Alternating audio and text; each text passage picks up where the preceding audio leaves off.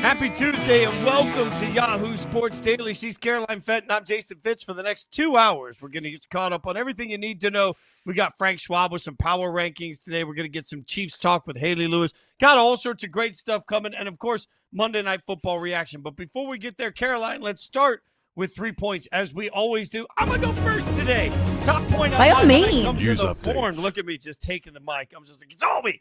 Look, we now know that Penn State is targeting BYU coach Kalani Sitake as their focus for their main focus, I should say, for their head coaching search. Now, nothing's been signed, and certainly if you read the tea leaves in Twitter last night, it looks like some major donors for BYU are trying to step up to the plate to convince Sitake to stay. He is beloved within that community. He's beloved within that program, and frankly, he's incredibly beloved and well-respected across all of college football. And for being honest, I don't know even how to judge who he will be as a head coach if he does not have to deal with any sort of religious constraints. And that's not always a bad thing. It's just simply part of the reality of being part of the BYU program. Certainly, they deal with different ages. They deal with different statuses in life. They deal with many different things that most head football coaches won't have to deal with that. Now, through all of that, BYU has consistently become a contender. Look, they could win their way into the college football playoff this weekend. And just when you thought it could get any wilder with more coaches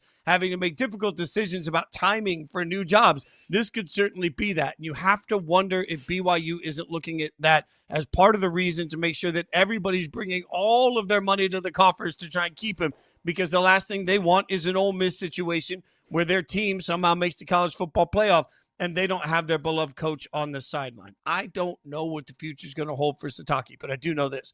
As great as his reputation is within college football circles, as much as people love the man, as much as people respect his work, he'd be a home run hire for absolutely anybody. And for Penn State, that right now feels like maybe they're a little left at the altar compared to some of the names that we see flying around everywhere else. This feels like this could be a really good match. The problem is, as it always is, can you pry him away from BYU, especially when BYU is days away from one of the most significant games in their program's history? I don't know. Time will tell. But hopefully over the course of the next couple of days, we'll find out what the future holds for Kalani Sitake. Caroline, what do you got for me?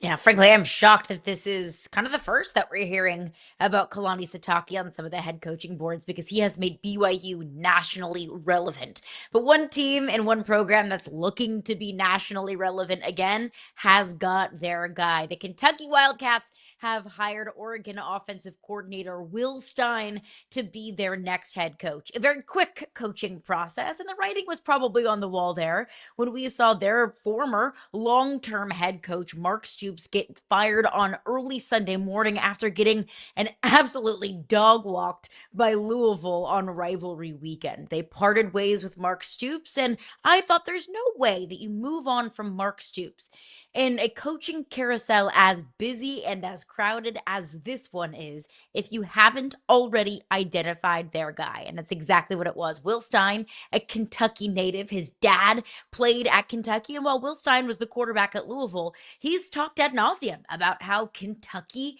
at the University of Kentucky in Lexington, felt like home, that he grew up a Wildcats fan.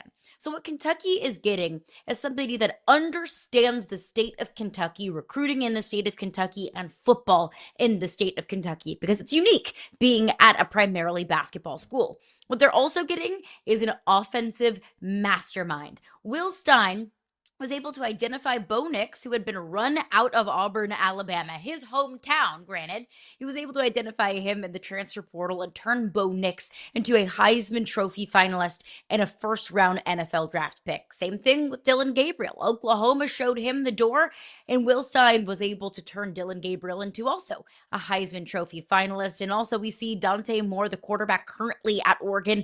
He's in the Heisman Trophy conversation, and Oregon is squarely in the college football playoff conversation, as they have been over the last several years. Kentucky needs offense, and they need offense desperately. Just to add a little bit of context there, Oregon currently has the 13th ranked total offense in college football. Kentucky, on the other hand, 103rd. So we don't know what Will Stein looks like as a head coach. Kentucky is really kind of taking a risk and taking a swing on a guy who has never been a head coach in college football, and being a head coach in college football has never been more difficult than it is right now. But what we can expect from this Kentucky team is an offensive upgrade. What Will Stein will need from Kentucky is buy-in and investment. That's something that Mark Stoops has talked a lot about in press conferences, is the fact that Kentucky's NIL piggy bank just is not the same as some other contenders in the SEC. So what Kentucky gets is their guy, an offensive mastermind, a guy Kentucky born and bred. But what Will Stein needs is investment from this Wildcats brass. It should be noted, Pete Thamel reported yesterday that Stein will stay on calling plays for Oregon throughout the duration of their college football playoff run, whatever that looks like. So congratulations to Kentucky and to Coach Stein. All right, let's get to Monday Night Football. We saw what we expected, right? We saw an absolute blowout, 33-15 in a game that, frankly, wasn't that close. By halftime, this thing was absolutely done. It could have been a bloodbath. It felt like the Patriots took their foot off the gas a little bit. And through all of that, Caroline, are we ready? Was this the moment? Are you ready to look at it and say, yes, clearly the Patriots are the best team in the AFC, and you're ready to go all in? I'm ready to go all in. I'm ready.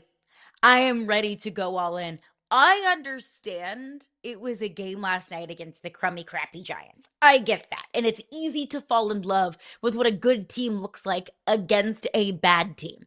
But that was such a complete team that we saw last night. That defense was nasty. It was swarming. And I get it. They're going up against a rookie quarterback and Jackson Dart and a team that without its offensive coordinator, without its head coach, a team in so much transition, without its starting running back in Cam Scadaboo. This is a shell of a Giants team that didn't look like a contender at full strength. I understand that. But the defense was nasty. The defense was swarming. That is very clearly a Mike Vrabel coach defense. And I say that as a very good compliment for this Patriots defense. Special teams. I mean, hello, Marcus Jones, a punt return to the house. So special teams gets some contribution there. And that's really was the spark plug for the Patriots to pull away in this one after the game was pretty much done after the first quarter. But the story to me, why I am ready to take the leap of faith to say the Patriots are the guys in the AFC, it's Drake Maye. Drake Maye is so cool. Nothing bothers him. He is unflappable. He is so surgical. It's not normal for young quarterbacks, second-year quarterbacks in the NFL, to be as calm, cool, collected, and smooth as Drake Maye is. As fun as it is to watch Baker Mayfield and Josh Allen just go total sicko mode and do all these crazy things and run around and do a spin move and, just truck stick a defender, Drake Maye doesn't do any of that, and it is so surgical. Drake Maye is so good. And how is he this good in his second year, Fitz? I mean, how are Patriots fans this lucky? They had the greatest quarterback in the history of the National Football League, had like 4 years where they were bad, and now all of a sudden they have Tom Brady reincarnated. I don't get it. Yeah, it's watching him execute the offense is so comfortable. Everything he does looks comfortable. To your point, he climbs the pocket really well, but then still just shreds you downfield while he's doing it, which is such a rare gift. And Next Gen Stats pointed out that last night, Drake Maye completed 6 of 8 passes beyond 10 air yards for 117 yards and a touchdown. At this point, he's completed 88 passes like that this season. 88 passes that went more than 10 air yards for 1,865 yards. For context, that's 200 more yards than any other quarterback in the NFL has on passes that went over 10 yards downfield. He's beating you in where you're not supposed to get beat. Like, the longer the ball is in the air, the tougher that's supposed to be to get done, but not for Drake Maye. His accuracy on those deep balls is absolutely incredible. He puts the ball in a place where only his guy can get to it, and he does it while he's running. And this was all done minus a couple of offensive linemen. Now, I want to be all in. I want to join you in the all in. But I think there is some context to what we saw in an opponent last night. Abdul Carter was sat as a coach's decision for the entirety of the first quarter. And you mentioned it. It was 17-0 almost instantly because of a long touchdown drive, or a long field goal drive, I should say, then a punt return that turned around for a touchdown, and then a fumble on the ensuing kickoff after that. So you're talking about special teams just absolutely putting them in a hole. And to be frank here, I think there are a handful of teams, the Giants, the Saints, the Titans, the Raiders, the Jets, the Browns. I can list 6 teams right there without thinking too hard that I don't believe should even exist in this year's NFL. They should be relegated to their own city of suck, and they should only be allowed to play against each other. So for me, it's hard to take what the Patriots did because it was precise and it was surgical and it was beautiful to watch. And they flew to the football on the defensive side. Like, they did everything perfectly, but they did it against what I think is basically a glorified college football team. That's how bad the Giants are at this point. So when you're beating up on one of the worst run organizations in all of sports, one of the worst rosters in the entire NFL, a team that's a shell of itself, I don't know what to make of it. I want to buy in on the Patriots because, frankly, they look so good. But I think I've just got to see it against the Bills in a couple of weeks. We get the Bills and the Patriots in a couple of weeks, which will be the biggest game we've had in a long time in that rivalry. That's finally the moment where we'll figure out which one of these teams we can leave for dead. And that's fair. We've also seen this Patriots team against the Bills. And if there is another team that I am willing to hitch my wagon to in the AFC, it's the Bills, obviously. It's Josh Allen. It's a team that's been there before. But my biggest concern about this Buffalo Bills team is their lack of consistency. One week they can just get absolutely trucked for no reason, and then the next we see Josh Allen with a 6-touchdown performance doing something that hasn't ever been done before in the history of this league. I get whiplash trying to figure out what this Bills team is. The Patriots have won 10 straight. Now, look, I understand that in that winning streak, they have beaten the Saints, who suck, the Titans, who suck, the Browns, who suck, the Falcons, who kind of stink, the Jets, who kind of stink, the Bengals before Joe Burrow came back, who absolutely stunk. Like, there are some stinkers in there, but they also have wins against the Bills in there. They also have wins against the Bucks in there. So we've seen a proof of concept, albeit it's small. We've seen a proof of concept against teams that we view, or at least I view, as legitimate contenders. I want to see it again. I want to see what they look like against the Bills again. But also, they get the Bills at home. And then they get the Ravens. And the Ravens are a shell of what they should be. And then they go to the Jets. And they finish out the season with the Dolphins, which might, we'll talk about this later, might actually be a pretty intriguing game. This Patriots team absolutely has a very clear path to being 14-2 in Drake Maye's second year and Mike Vrabel's first. That's crazy. Yeah, it's also crazy how lovable and likable they've become in the process. Like, everybody's fallen in love with Drake Maye. Everybody's always loved Mike Vrabel. It feels like the Patriots surge here is coming with a bit of likability. I know Jackson Dart quickly is incredibly likable on the other sideline for everybody. I saw his quotes afterwards. For anyone that didn't see, he made it clear he's not going to change the way he plays. And this is, as he challenged us, go back and watch my high school tape, as he reminded everybody he always plays aggressively and he's not going to stop. I hated that.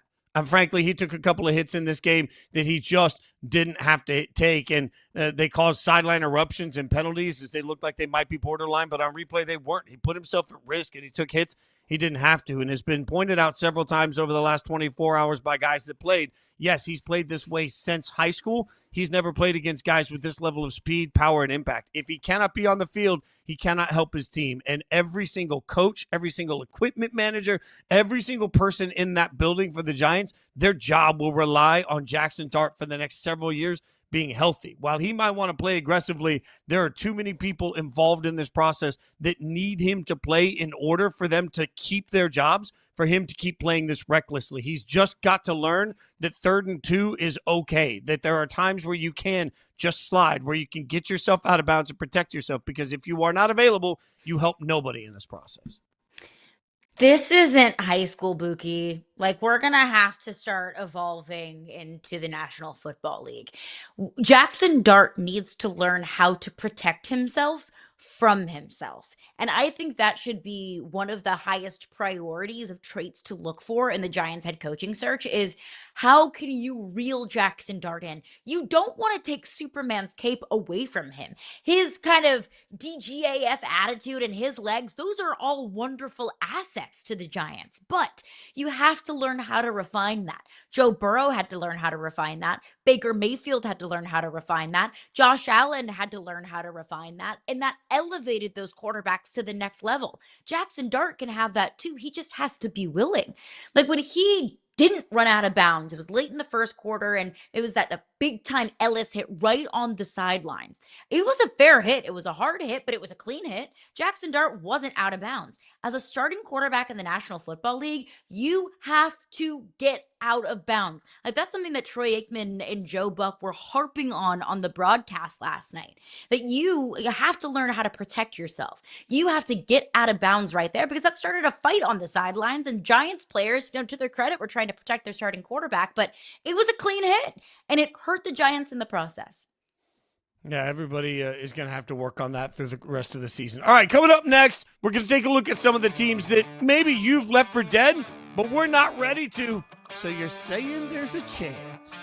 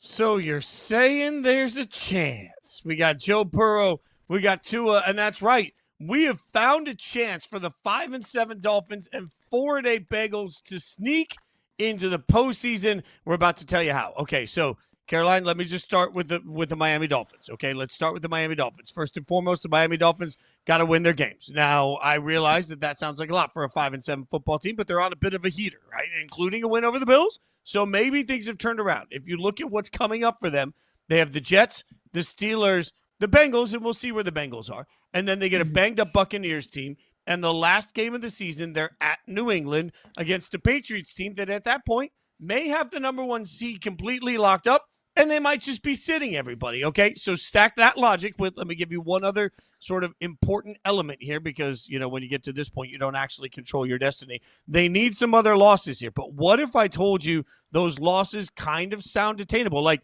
the Eagles need to beat the Chargers in Week 14. Sounds pretty good. The Patriots need to beat the Bills. That would help them in Week 15. Sounds pretty good. They also could use the help of the Titans and Jets both beating the Jags. I don't know if that's going to happen, but am I making you buy it? Can I get you convinced that there's a chance that they end up full Dumb and Dumber in the playoffs? No. Okay. No. But let me just say, credit to the Dolphins that we're even having this conversation of how they could backdoor themselves into the playoffs, because it wasn't that long ago. We were talking about fire everybody, move on from everybody, trade everybody, fire everybody, just blow the whole thing up. And now we're talking about a path to the postseason. So credit to the Dolphins for that. Look, the Dolphins have a rinky-dink, easy-peasy schedule coming up. The two that are glaring are the Bucs and the Patriots. But like you said, the Patriots might be sitting everybody at that point. But obviously, the Dolphins don't have a path to winning the division. It's crowded at the top in the AFC East. But then you also look at the AFC standings in its entirety. In order for the Dolphins to find themselves in the playoffs, they would have to leapfrog the Chiefs and they would have to leapfrog the Texans. And the Bengals are standing right there as well. So I don't trust the Dolphins enough to put my money on the Dolphins over the Chiefs or the Texans finding themselves in the postseason or the Bills finding themselves in the postseason. Like there's kind of a crowded bunch right there, all vying for the playoffs in the AFC. And there's a whole lot of trust that I have in those teams. Now, this Chiefs team doesn't look like the same Chiefs team, but if you're talking about, hey, the Dolphins and the Chiefs are both vying for a postseason spot, I'm taking the Chiefs a million times and twice on Sunday. I maybe, like, here's the thing. I keep every week I feel like every week I feel like I'm a broken record. Where I sit here, I'm like, oh no, this is the week the Chiefs are really gonna get it right this week. Like, what if just hear me out? What if the Chiefs just aren't very good this year? Like, they're 6-6 right now, okay, and in the process of 6-6, right when their backs were up against the wall, we thought, okay, they'll be fine. They lost to the Bills, who, are pretty good. They lost to the Broncos, who are pretty good. They lost to the Cowboys, who we'll see. Now they have the Texans coming up in a game that matters incredibly. Like, it's everything to everybody. And, by the way, they still have a game coming up against the Broncos. So it's easy for me to find at least 2 more losses. Now, outside of that, they have the Chargers, the Titans, and the Raiders. So the Chiefs could certainly go on a little bit of a fancy dancy run here. But even at that, it's not hard for me to get the Chiefs to 9-8 at best. So all I need is the Chiefs to do one more head-scratching thing this year. And the Chiefs are at 8-9 and out of this thing. Like, I guess we're just not going to eliminate Kansas City until they're eliminated, right? Like, none of us are comfortable doing that. But right now, I don't trust. Like, if you told me that we were betting the future of this show on the Chiefs' ability to make the playoffs, I'd be very nervous about our jobs. I no longer have faith in their ability to simply come in and win because they're not doing that this year. I hear you, but we're not doing that. We are betting on, are the Chiefs or the Dolphins going to make the postseason? That's all where I'm coming from. I'm not saying that the Chiefs look like some sort of gauntlet here. Like, I'm losing faith in the Kansas City Chiefs day over day over day, the more they keep losing. But if you just give me, a trustometer, I'm going to trust Patrick Mahomes and the Chiefs far more than I trust Tua Tagovailoa and the Dolphins. And it's not even just eclipsing the Chiefs. It's also getting past the Steelers, which might not be that hard to do, the Texans, and all of these other teams vying for a playoff spot. And an AFC South that seems incredibly fascinating too. So it's just too rich for my blood. Okay, well, then let's go to the other of our Dumb and Dumber equation here, the Cincinnati Bengals. Now, this one, it's wild. I looked this up yesterday, and if you look at any of the playoff predictors, they have like a 1% chance at a wild card spot, but they have like a 7.5% chance at winning their division. That just shows you how bad the division is. You see what is remaining in front of them, and I mean, it's a Bills, Ravens, the Dolphins I just talked about, and then Cardinals and the Browns. Okay, fine. To win the division, they're going to have to win out. Also, the Ravens got to lose any 2 games, one to the Bengals and one other. But they have to lose to the Bengals and one other. And then the Steelers must lose 1 divisional game and 1 other game along the way. So they need some help. Are you buying that with all of that, they got to win out? And then, again, the Ravens got to lose any 2 games, one to the Bengals, one other. And the Steelers got to lose a divisional game, one other. Is there a chance? Yes, I think that I feel better about this because the Bengals have a path to winning the division. The Dolphins don't. The Bengals have a path because the AFC North is just that stinky. Like, you're saying I need to bank on the Steelers losing 1 divisional game and then 1 more game? Okay, like, that's a bet that I would make. You're telling me that I need to bet on Joe Burrow beating the Baltimore Ravens in week 15 in Cincinnati? Okay. Like, I'm willing to bet on that. Is it a super confident bet that I'm making? Am I betting my house on it? No. But I am saying there's a chance and there's a path. And as long as Joe Burrow is back and healthy, anything is possible. I mean, I'm looking at that schedule that they have up, and particularly for the Steelers, there's a lot of losses left on there. Like, again, I think the Steelers are bad. This is not breaking news, right? So I'm eliminating the Steelers from this conversation altogether. If you look there right now, I would take Baltimore to beat the Steelers in at least one of those games. I'd take Miami over this version of the Steelers. I'd take the Lions over this version of the Steelers. And I'm not 100% sure that the Browns can't beat this version of the Steelers. So I've got the Steelers at Steelers best stink. Getting to 8-9. at best getting to 8-9. So now that means I got to get the Bengals ahead of that, which is fine. Or look at the Ravens. Now, the Ravens, man, with the Green Bay game left and the Patriots game left, oh, man. I don't trust the Bengals defense to win them out. Here's the crazy thing. I think that the Steelers and Ravens will pick up the necessary losses. I do not believe that with this defense, this Bengals team can go in and win all 5 of those games. They're good for a couple of losses. Like, I think this Bengals season comes to a crashing halt against the Bills. That's the one. Like, they can beat, even with the crap defense that they have, they can beat the Dolphins, the Cardinals, and the Browns. And this version of the Ravens, like, the Ravens aren't getting any healthier. The Ravens haven't looked any better. It's at Buffalo. Like, that is the one. But also, we just talked about the inconsistencies of the Buffalo Bills. I don't think the Bengals can go out and win that game without at least a little bit of help from the Buffalo Bills doing something wild and crazy and kind of silly. We've seen the Bills do that before. We've seen the Bills lose games that they have no business losing. And then if that's – you're right. 1,000% you're right. But I'm just going to look at this and say, okay, the Bills should be able to run all over the Bengals. That should be a given.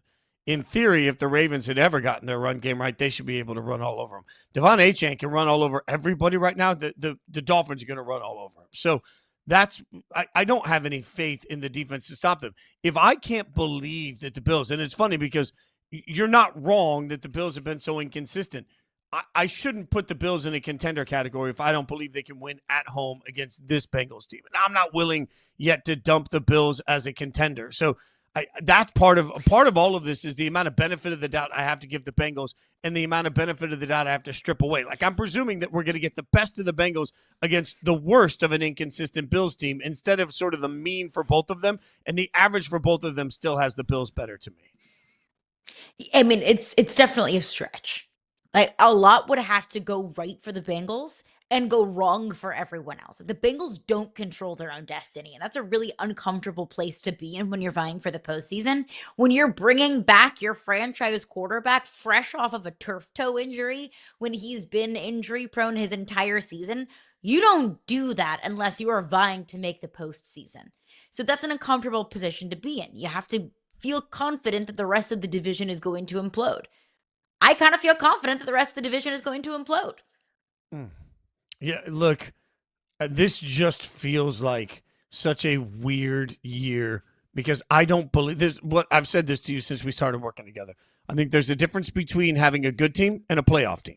Sometimes you're a good team and you don't make the playoffs. Sometimes you make the playoffs. I don't even think the Bengals have a good team.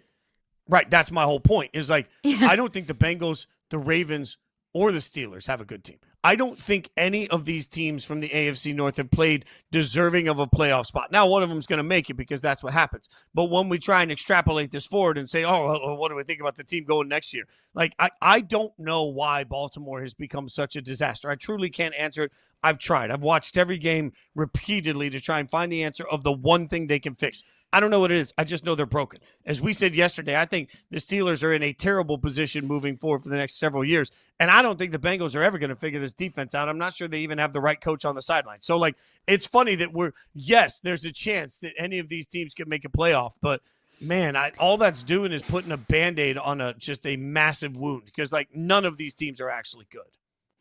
This Bengals-Bills game, the Bills defense looked stifling against the Steelers. Is that more about the Bills defense or more about the Steelers offense? I think you can make an argument either way.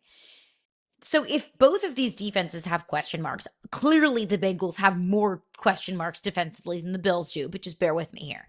If it comes down to a quarterback shootout, Josh Allen versus Joe Burrow, mano a mano, who are you taking? I'm Josh Allen. I'm taking Josh Allen over Joe Burrow. I don't know. Yeah, and that's also because I don't think that the Bengals can stop Josh. All right, we'll get some thoughts from teams trying to make it into another team that staggeringly isn't in the playoffs if it started today. How concerned are Kansas City Chiefs fans? How concerned is Chiefs Kingdom? We'll find it out next from Hayley Lewis.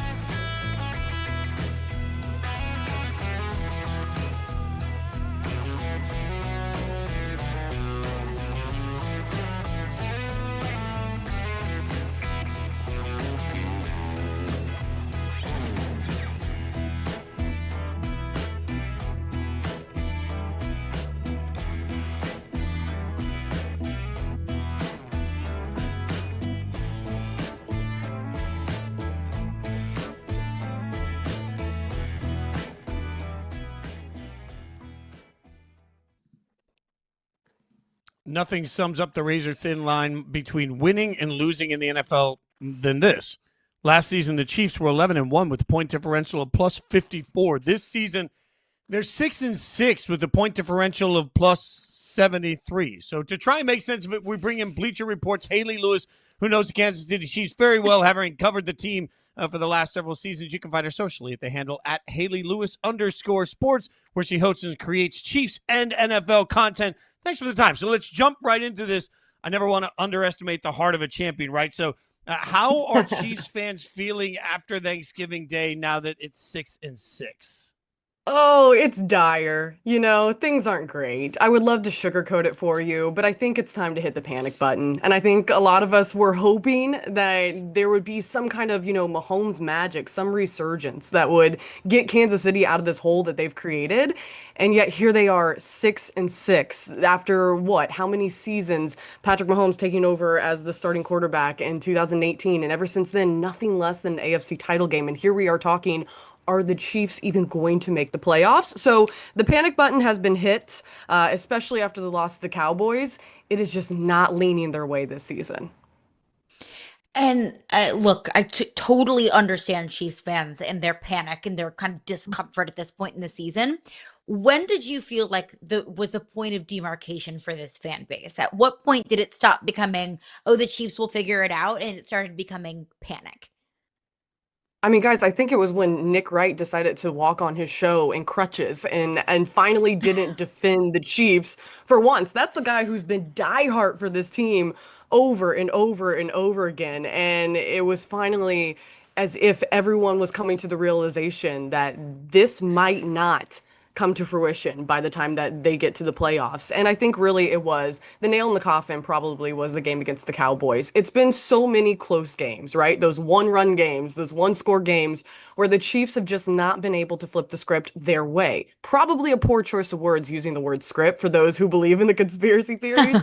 But obviously the script writers did not get the actual script this season because the gods of the NFL are not favoring Kansas City. This year they've been losing all of those one-score games, and last year it was the tale of them winning 11 of the one-score games and being able to defend their home field at Arrowhead. And I even put out a tweet yesterday where I asked people, I said, in one word, can you summarize what is wrong with the Chiefs?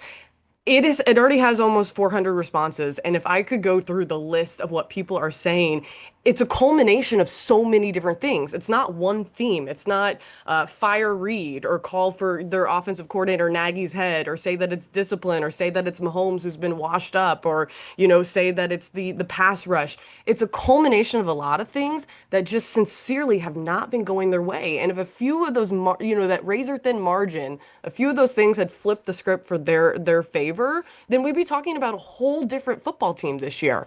But because those exposures have happened this season, it's as if all the mistakes are, just right on the front of the screen for everyone to see, and it just has not fallen their way. Who's to blame then? Well, that's the $100 million question, right? Who actually is the issue in this thing? And I hate to do the whole say kind of what I just gave you a little bit of, but it really is a culmination of a lot of different things. I think it has to do with lack in discipline. I think it has to do with fundamentals. And we hear even head coach Andy Reid saying yesterday that it has to do with fundamentals. We have to play fundamentally sound football. What more of a cliche coaching phrase can you use besides that one? But it truthfully does have a lot of, truth in it as we look at what's going wrong this season. Yeah, the defense has shown some, exposed holes. The pass rush has not been there, not being able to sack quarterbacks. You have QB pressure, but you're not able to finish. Then we see the team putting so much pressure and responsibility on Mahomes. He carries the team as much as he did, even in the Thanksgiving game, and yet they still don't come away with a win. You look at people and you try to say that, oh, it's Nagy, but Nagy's not really making the play calling. This is something to do with Reid. Is Reid's time up here in Kansas City like it was with Philly? Is it over, is he overstaying what would have been an amazing Super Bowl dynastic run had they been able to put things together this year? So I hate to say I can't pinpoint it for you because I think if I was able to pinpoint it, the Chiefs would be able to pinpoint it and find a way to get out of this hole. But right now, it's the culmination of a lot of little issues that are being exposed on national TV.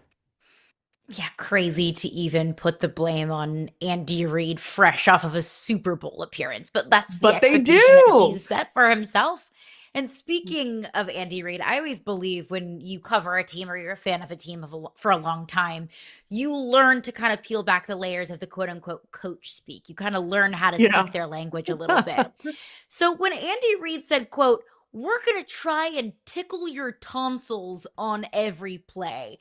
That's a new In one. your expert opinion, what the heck does that mean?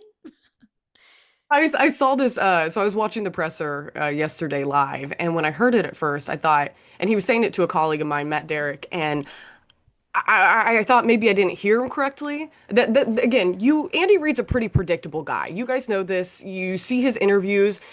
He's not really giving you. He'll give you a little razzle dazzle here and there, but nothing like tickle your tonsils. So when I heard that phrase, I'm like, okay, we're coming up with new phrases. This is obviously a dire situation. Your tonsils should be on high alert going into this Texans game this next coming week, but it just was one of those phrases where it's like, okay, I guess we're really in panic mode because there's not another cliche to say that's going to get people going. And now we're saying, let's tickle the tonsils. I get what he's trying to say.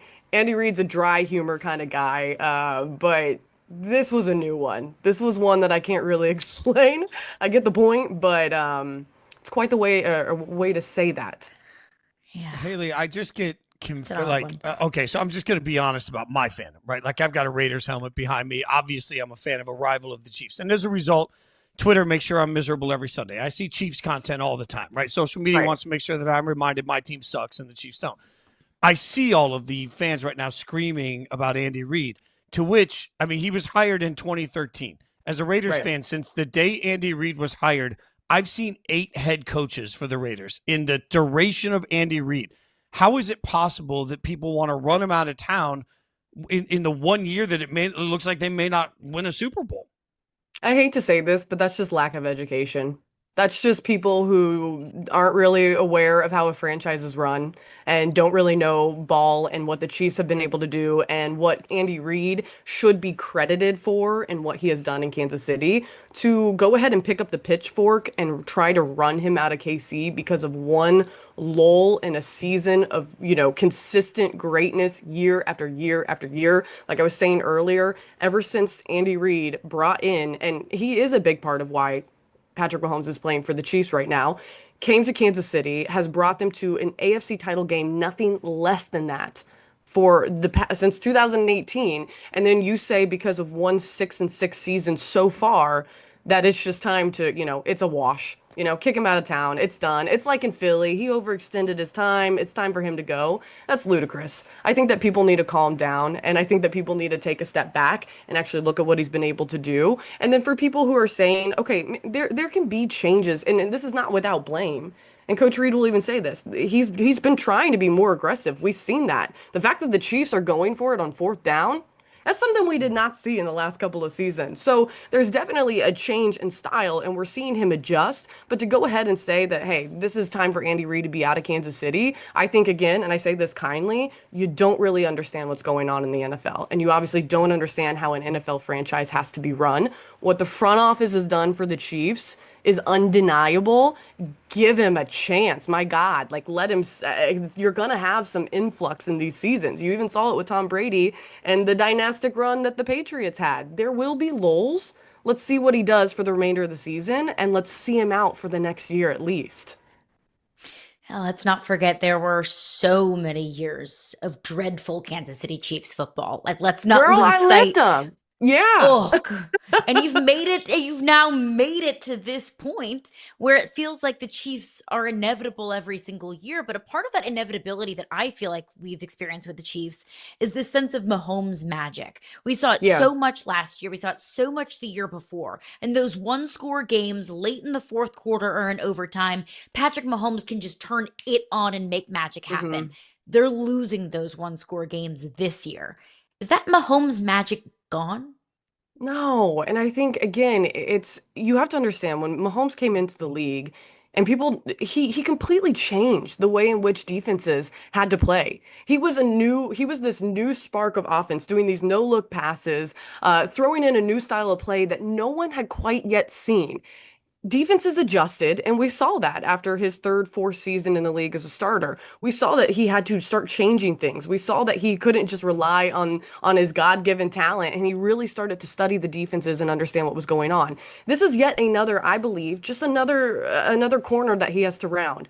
He's now going to have to change his style of play just slightly, and also just going to have to change how defenses are adjusting to him. I don't think he's washed. I think people, if you watch what he did against the Cowboys, and you watch what he's consistently done, isn't he allowed a mistake or two? Now, I understand for people saying, okay, the MVP obviously off the table, the interceptions and throwing picks and different things like this. But have you ever looked at what he's been given by an offensive line? Have you ever looked at the receivers that he has never had all at once healthy? Again, I sound like a big old homer with rose-colored glasses on saying these sorts of things to you, but I don't think Mahomes' magic is dead, per se. I think that Mahomes will learn to adjust. He's an elite athlete. We have seen what he's been able to do consistently.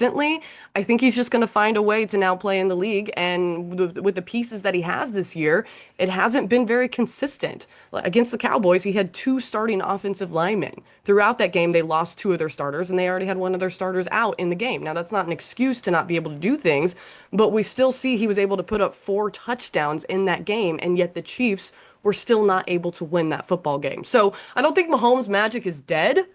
Maybe we just say it's dormant for a little bit. You know, it's charging. He's on the charging station as they try to figure these things out. But again, I think people tossing out Mahomes saying he's washed and throwing Andy Reid away so quickly after how many years? 50 years of a drought? That just seems very soft. I think Chiefs fans need to really buckle down and realize how good it has been and how a little bit of adversity is going to be fine to get through. It feels like people have also tried to leave Travis Kelce for dead every year. I will remind the world that he leads the team in catches, leads the team in targets, leads the team in yards, tied for the team lead in touchdowns receiving. So where are you on Kelce? How much does he have left in the tank to you? I mean, I think this is it. I unfortunately I don't foresee him coming back for this next season. I think last year was just a huge wake up call. And trust me, I'm in my 30s. You feel it. It hurts differently. I had 2 glasses of wine the other day, guys. I suffered the most excruciating wine hangover headache I had ever had just because of that. And I mean, your 30s are different, right? You're going to feel things differently. Things are going to change. But yet we see, just as you pointed out, the production that continues to come from him. I think people calling in his personal life for distracting him and these different things is just kind of ridiculous. Everyone's going to have a personal life. His just happens to be on the front page of Page 6 and New York Magazine and all that stuff. But I think for Kelce, this is probably going to be, if not his last year, maybe his last, one more season, possibly. But then how many times do you say, I'm going to go out on a high and it doesn't end in a high, right? Is he going to wait for another Super Bowl win to go out?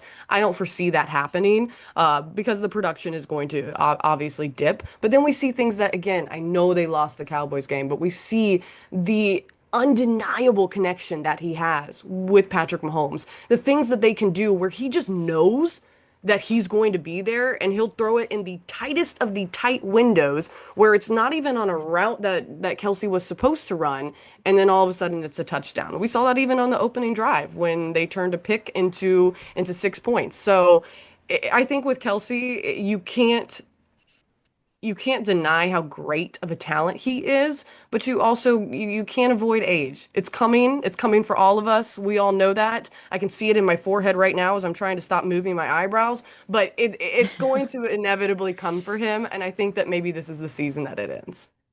My friend, just wait until you hit almost 50 like I am. All right. Follow her on social media at Hayley Lewis _sports. We appreciate your insight. We appreciate all your great work with this. Thanks so much for getting us caught up on the Chiefs. Appreciate you guys having me on. See ya. Great stuff from Hayley. We'll keep breaking down more in the NFL, but coming up, big news in the W. The deadline pushed again. What does it actually mean for resolution, though? We'll answer that next.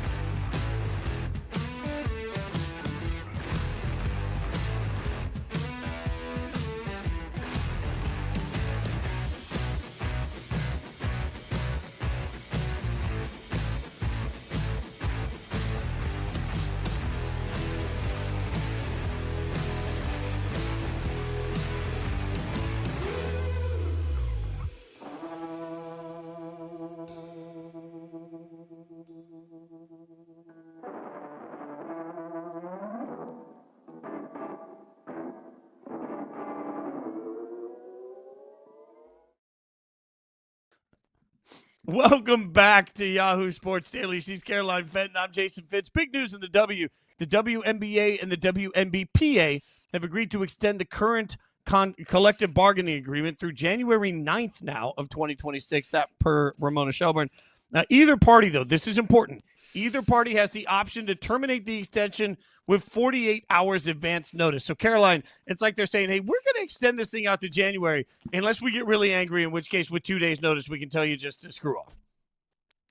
Yeah, and that's when we would enter, or this is kind of entering a period of status quo, which is not unprecedented. We've seen this before in the previous CBA negotiations, which is the current CBA that they're playing under right now. It was originally, the deadline was originally in the fall, and they ultimately ended up extending until January. So this isn't like, oh my gosh, panic time. Why aren't they coming to these agreements? This has happened in the past. We've seen this before in CBA negotiations. But I think that getting it right, and we talked about this on Hoops 360 with Ari Chambers from ESPN, who does such a wonderful and fabulous job covering the WNBA and women's sports as a whole. She said it best when she said they need to get it done right, not get it done fast. This is the most pivotal time in the history of the WNBA.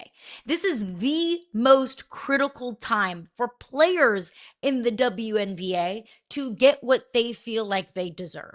The value of WNBA franchises has absolutely skyrocketed year over year. Just for context, Mark Davis bought the Las Vegas Aces for $2 million, million with an M. Now the Las Vegas Aces are worth 1 billion times that. And the Las Vegas Aces are probably the richest franchise in the WNBA. I mean, year over year, over 1 year, the Golden State Valkyries 10x'd their value from the expansion fee to what they're worth right now per Front Office Sports. So the league is richer than it has ever been in terms of value. The players want a part of that. They deserve a part of that. They shouldn't get anything less than what they feel like they deserve. So I think both sides, the players and the league, just want to protect themselves. They want to continue to grow. They want to continue to build, but they also want to protect their investments on both sides. So I think getting it done correctly, not getting it done fast or done by a certain deadline that you set for yourself, is the right approach. The hardest part about all of this is when you've been in sports media for a minute, you end up covering lockouts or threatened lockouts and CBAs quite a bit. So I feel like while we haven't necessarily had to go down this path a bunch with the W, we have across sports. And the one thing that always gets stuck in my head when we talk about it is that at the end of the day, what you have are billionaires negotiating typically with millionaires, right? Like that's at the core. If we're going to have a game of chicken here in a game of negotiations, every single team owner is part of either by themselves or part of a conglomerate that's worth billions of dollars. And they're negotiating against players that at best are worth millions of dollars. And when you get into that situation where it gets so difficult is who can afford to wait longer through a negotiation? The answer to that is usually the owners because they just have more money, which is why at the end of the day, as much as these things get complicated, really they're not that complicated. At the end of all of it, leagues get more of what they want. It's just how they negotiate their way to it. Now, with the one sticking point here being that the players want a percentage, not a flat cap. They want everything to be tied in, just as we've said on the show many times, like every other major sports has. So they just want the same standard that every other major sport has. And I get that. But how do you force billionaire owners to do that when they may just not want to? They may just choose that they don't want to be a part of that. I think that's the most interesting part of this because pride is the downfall of man and woman in this case. So at some point, you got to decide how much fight am I willing to have, Caroline? Because if the answer to this is we won't sign anything that has a flat number on it, if that's what the players are saying, I believe the players will lose. I do not believe that the players can get the entire league to change, even though I think they're right. Even I think what they want is important. At the end of the day, if that's the only sticking point in this, there's just not enough counter negotiation to any of it. The owners can beat the players in this because, frankly, they have more money, they have more patience, they have more time. They don't need it as much. All of these things stacked together make for bad negotiations. And I hear you on, the owners aren't going to budge on anything that they don't want to. They're not going to negotiate anything that they don't want to. I agree with you on that. I mean, they're smart business people. That's why they're billionaires. But what the extension of the CBA negotiation period tells me is that they want to. Like, they want to come to a resolution. If these two sides were so far apart from reaching a resolution, then we wouldn't have an extension. We would just have already, had a lockout. If it was that contentious, then I don't think that both sides would be willing to say, okay, we are going to negotiate until the nth hour, which is what they did. They went right up until midnight on November 30th, negotiating these terms. And then they extended it in good faith, understanding that both sides wanted to reach a resolution.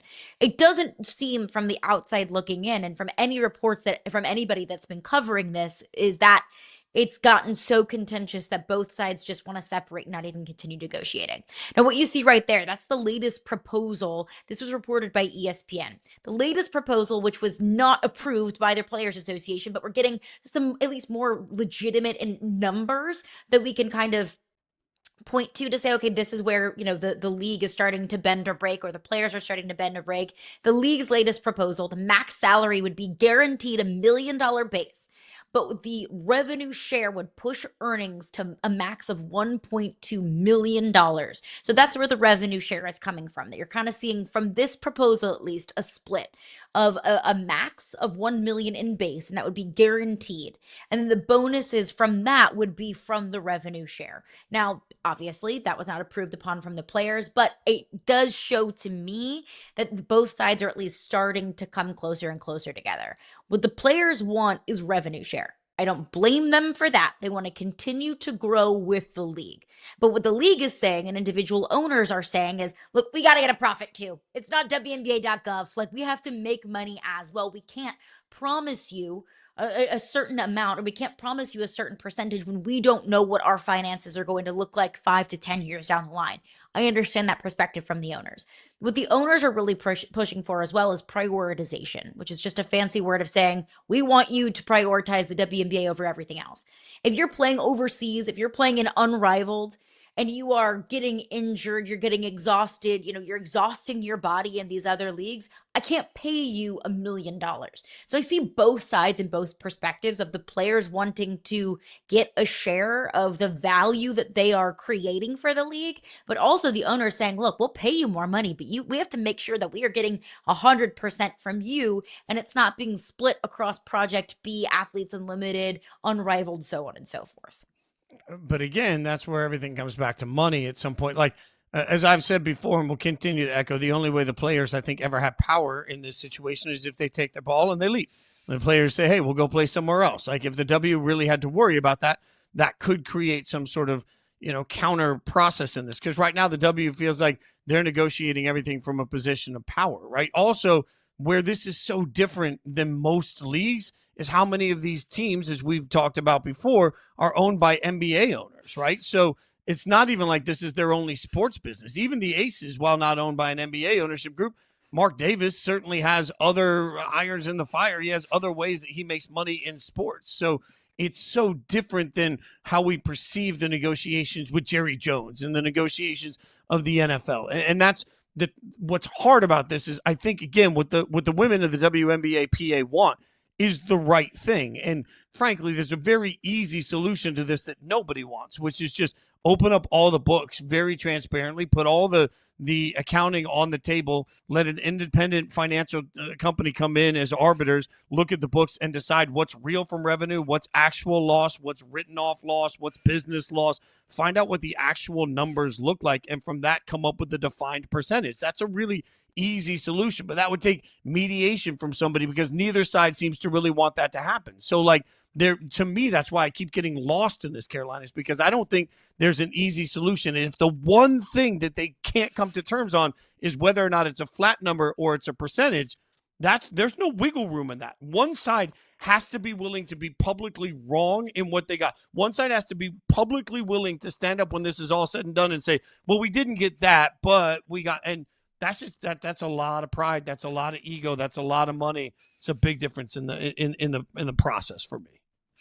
Yeah, I don't know, and I don't know if it is public knowledge if they're using independent arbiters or not. I think what the latest proposal showed me is that the league is trying to do a little bit of both. We will give you a maximum guaranteed salary, and then revenue share will be tacked on top of that.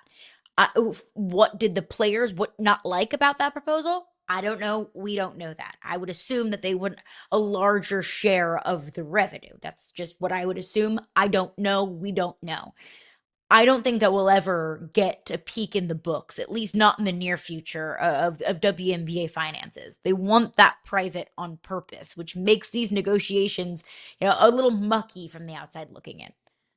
Yeah, we'll continue to try and get you the best coverage on it that we possibly can, because this is not going to go anywhere, at least until January, and then we'll see if we get another extension. All right, coming up, we got to get back to the NBA because it was a wild night for two teams headed in two different directions, but one looks like a dynasty in the making. We'll tell you about it next.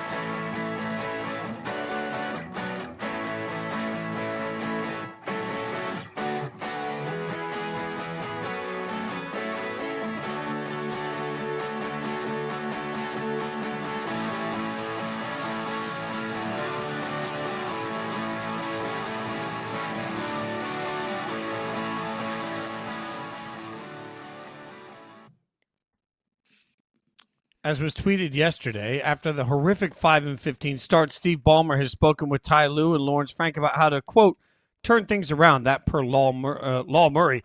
Ballmer also made it clear that the job to turn it around is on Lue and Frank. Now, that was 5-15 that is now turned to 5-16 because the Clippers absolutely got run off the floor last night, 140 to 123 in a game that, frankly, wasn't that close. They're one of the worst teams in the season, but they're linked to the best team in the season this season, the Thunder, because they owe them an unprotected first-round pick. We're going to get to that in a minute, why that's an absolute disaster. But let's start with the Clippers. They lose 140 to 123. Ty Lue, Lawrence Frank, supposed to be able to fix it. Is it too big of a disaster to be fixed, Caroline? Yes! It is way too big of a disaster to be fixed. They're 5-16. They've lost 5 straight. They've lost, let me count correctly, 8 of their last 9. The Clippers are terrible. The Clippers are dreadful. The Clippers are awful. And are they statistically eliminated from the postseason? No. Is there a path? Sure. We've seen the Clippers last season go on an absolute late season run, just enough to sneak into the play-in tournament. But could that happen? Sure. Does it look like this team is capable of doing that? Capable of putting things together enough to go on a run to make themselves, I don't know, relevant? No. So it does feel inevitable that the Clippers are going to move on from Ty Lue. But my question is, what does that really do? Does that all of a sudden make the Clippers a better basketball team? Maybe, but I think they have far bigger problems than just the head coach. I mean, the Clippers are broken, and I'm just going to be a realist here. The reality of it is when you are as broken as they are at 5-16, Nothing is going to fix you this year. Like the honest answer. And this is where Clippers fans can try and spend all day like Charlie Day and Always Sunny with the little map trying to figure out, well, what if this? There is no solution. Find me the last team that started a season in the range of 5-16 and then made some big move that suddenly turned them around and made them relevant during that same season.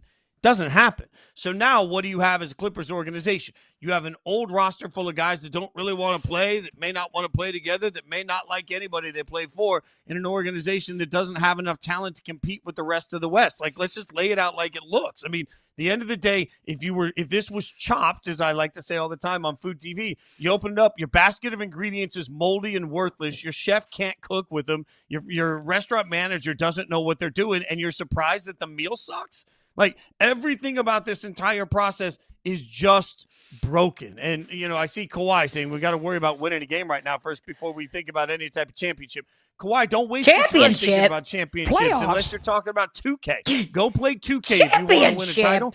It's the only shot you got. Like, this entire thing is so broken and so predictably broken for the Clippers. Like, if you thought the Clippers were going to be good, shame on you. And if you're trying to figure out how to fix it now, double shame on you. Like, I love the fact that we started this with Ballmer saying it's up to them to fix it.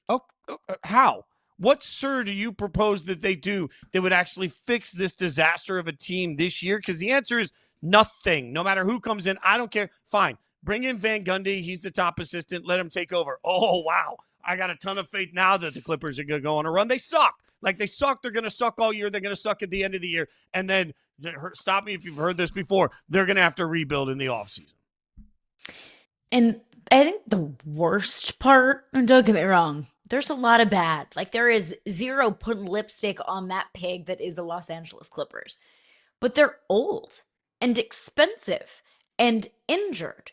That's the three worst things that you could be in sports. Old, expensive, and injured. It's not even like they're young and losing, but figuring things out, and you can maybe, have a little bit of hope for a young core. That doesn't exist for the Clippers. They are terrible now. There may be impending league punishments from the aspiration of it all. So it's like they're bad. There's no hope for them getting better. At least I don't think there's hope for them getting better. If you think there is, then point me to it, because you might need a magnifying glass to be able to siphon through all the bad to find just a little bit of a silver lining on that dark gray cloud. And there's no hope for them to get better. They don't have their first round pick. Like, there's just zero hope or zero light at the end of the tunnel for how the Clippers get themselves out of this. You want to move on from some of these guys? You want to trade from some of these guys? Okay. Let's say you do have a trade partner. What kind of assets are you going to get back to make a difference, legitimate difference for a different future? You're not. And to your point, we just saw the graphic. They're $6.8 million over the luxury tax. You want to talk about everything that you mentioned. They're old. They're expensive. Right there. It says they're currently $6.8 million above the luxury tax. They may look to shed salary and get below that threshold. You think? You want to save money on this? Like, to be clear, you're over the threshold. You cheated the salary cap according to multiple reports. So, like, you lied, cheated, and stole your way to be bad. To be horrific. Like, at this point, being old, being injured, being expensive, the one thing the Clippers need to add to this is just to become irrelevant. Because, frankly, the only way that they're going to fix this thing is if they rip it down to the studs and they try all the way over. And then, if they're lucky, they can try and do, I don't know, what Oklahoma City has done. Because let's go to this. You mentioned it. The Clippers do not have their first-round pick this year in the draft. It's part of a trade that now that pick belongs to OKC. So think about this. The Oklahoma City Thunder are 20-1. You heard it, 20-1. In the month of November, they had the highest point differential of any NBA team in history for the month of November. They are kicking everybody's ass, and they are 20-1. And oh yeah, by the way, they own the pick for the Clippers that we were just talking about, like the ping pong balls. And look at this here. This is for the Paul George trade. Yes. So Paul George, this goes all the way back to Paul George traded, and the Thunder received Shai Gilgeous-Alexander. Danilo Gallinari. Then they got a 2021st unprotected, a 2022nd unprotected, a 2023 first-round swap, a 2024 unprotected, a 2025 first-round pick, a 2025 first-round swap, and a 2026 unprotected first-rounder. That is a lot of work Oh there. And it my just makes me gosh. wonder, like, now that we see that, is that the worst trade in NBA history? Like, we talk a lot about Luka, but I'm looking at this, Caroline. This trade is like an octopus. It's got legs. The Luka trade is still the worst to me because it was so obviously bad from the minute it happened. As soon as it's like one of those trades where it's like you knew where you were when you found out about it. Like I remember being at the Super Bowl and that being like the biggest buzz on Radio Row at the Super Bowl was Luka getting traded to the Lakers. We all knew, every single one of us knew in that moment how stupid of a trade that was. So that makes it even worse because it was so obviously not going to work in the moment. Like, we didn't have to second guess that one. We could all first guess it. Nico Harrison couldn't. We could all see the writing on the wall. This one is bad because it will continue to help the Thunder and continue to hurt the Clippers years and years and years from now. But in the moment, everyone was applauding the Clippers for being aggressive and going for Paul George and capitalizing on a championship window. But now we're seeing, and sometimes the worst trades in sports, we don't see how bad they are until, a few years down the line.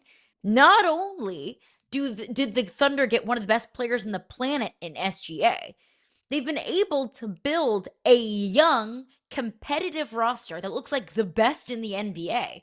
And they're only going to get better from now on because they have all of the assets to continue to stay better. They can either hold on to this upcoming pick and get, I don't know, AJ DeBonsa, one of the best college players in America right now.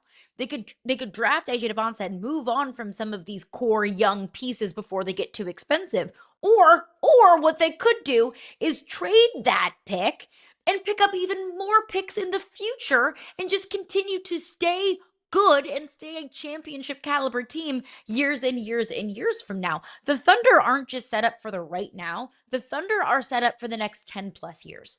And the Clippers, I don't think they're going to be able to figure themselves out over the next decade. Yeah, look at that graphic there. As of right now, the OKC Thunder would have 3 lottery picks if the season ended today. 3 lottery picks. And part of that being Utah, obviously Philadelphia, and then the Clippers. So you talk about the opportunity, like, look, we never know the way the lottery is going to fall.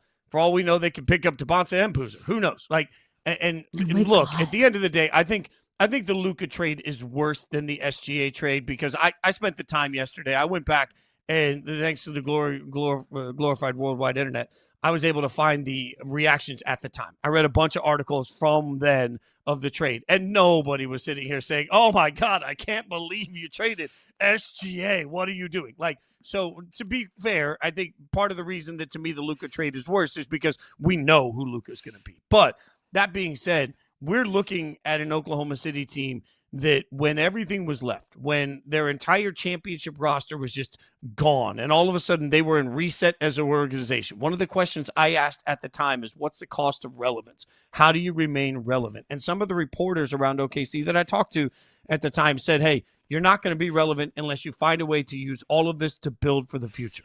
Well, by God, look at what we have right now. I believe that the Oklahoma City Thunder are on the verge of having the best single regular season we have ever seen, which is then going to lead to the best postseason run we've ever seen, and it's going to lead to back-to-back championships. Barring injury, I don't think there's anybody in this NBA that will even be competitive with OKC the rest of the season. They are that good. They are that young. Then you start talking about what they're doing, their draft capital that's available, the opportunities that they'll have to decide who they want to pay, when they want to pay. Maybe they want to get off guys and bring in other young talent. They're going to have so much flexibility while winning back-to-back championships. Again, barring injury. But what we're seeing right now is something that nobody else can compete with, which is depth. Nobody else in the NBA has this many guys they can run into a rotation that can give them valuable minutes and valuable points. Nobody else in the NBA can sit there and get double-digit night in and night out from random people you've never even heard of. And that's how OKC is built. So their defense is absolutely suffocating. Because of their depth, they can outrun you on the court for the entire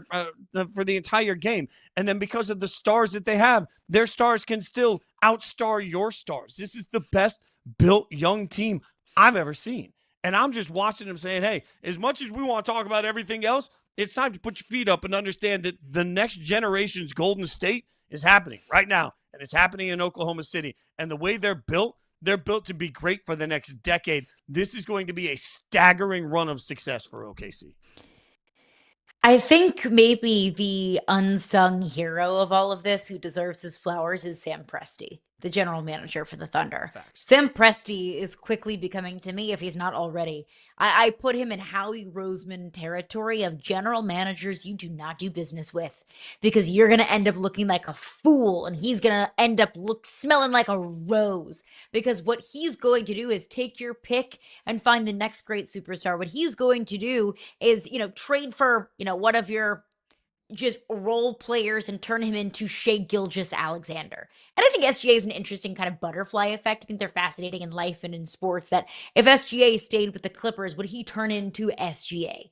I don't know. I think it's a fair discussion to say maybe he wouldn't. And it was just the perfect, butterfly effect that happened for him to rise to superstardom in the NBA. But that man right now, he's a robber. Arrest him, because he has several counts of robbery from the rest of the NBA, and now he has been, I'm not going to say gifted, he has earned the opportunity to build a championship contending team, to continue this one right now and build a championship contending team for the next decade plus. You are 1,000% right. I also want to credit ownership. We talk a lot about what makes great teams great, and I'll never forget the first time I ever interviewed somebody in this business over a decade ago, and I said, what makes a team great? And the answer I got was continuity. And that's always stuck in my head. And you think about this. If you go back and look at Sam Presti's time as the GM, which goes all the way back to 2007, right? If it goes all the way back to the 2007-8 season, if you go back that far for Seattle, Sam Presti has had 4 seasons where his team won less than 25 games. And the Oklahoma City Thunder did not blink. The Oklahoma City Thunder did not panic. The Oklahoma City Thunder truly trusted the process. And now, as insulting as that feels to 76ers fans, guess what? Like, they got the right guys in the room. They built this thing the right way. And again, they are so stinking young while they're doing it. I don't know. It puts joy on my face. I know that OKC might not be flashy for everybody. I think we're watching the best basketball we're going to see for a very long time. All right. But that's on you. If you don't think they're flashy, that's on you. 100%. 100%. You know who is flashy? The Lakers. And they got their asses kicked last night. What's it mean for LeBron? We'll tell you next.